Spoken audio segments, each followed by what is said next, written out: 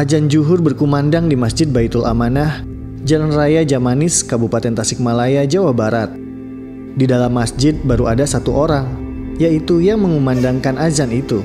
Sementara yang lain, termasuk saya, masih wudhu di WC. Sedangkan si teman belum beres mengambil gambar. Kendati terbilang luas, yang berjemaah hanya ada 5 orang.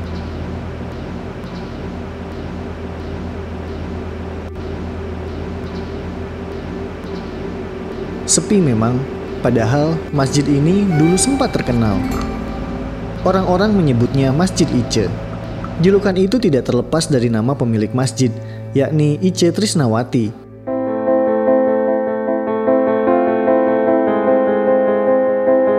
Ice adalah penyanyi dangdut asal Tasikmalaya yang tenar di tahun 1988 sampai 1990-an. Namanya melambung setelah menyanyikan lagu Duh Engkang yang dirilis sekitar tahun 1988.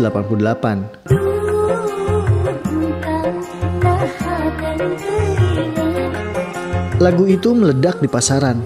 Hanya dalam beberapa pekan setelah rilis, kasetnya terjual hingga lebih dari 500 juta kopi. Tak heran, Duh Engkang disebut sebagai salah satu album dangdut paling sukses karena bisa terjual hingga 1 juta kopi lebih. Sebagian dari uang hasil penjualan Duh Engkang itu dipakai untuk membangun masjid ini.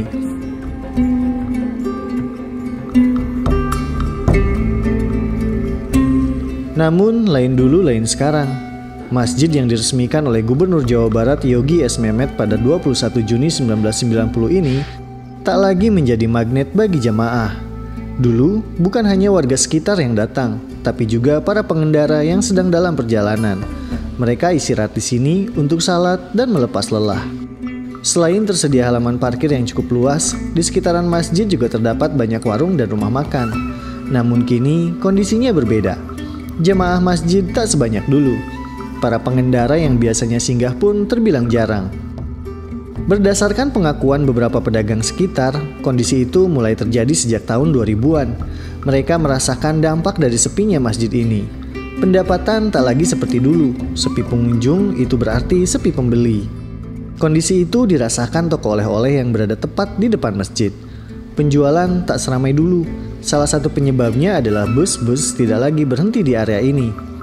Usup, pedagang bakso yang mangkal depan pintu gerbang masjid pun merasakan betul perbedaan dulu dan sekarang. Saat Masjid Ice ini banyak dikunjungi orang, dalam sehari ia mengaku bisa mendapat untung sampai Rp200.000. Kini ia lebih banyak melamun ketimbang melayani pembeli. Kendati begitu, Usup tidak meninggalkan begitu saja usahanya. Meski tidak seramai dulu, masih saja ada yang datang ke Masjid Ice, dan ia berharap mendapat berkah dari itu.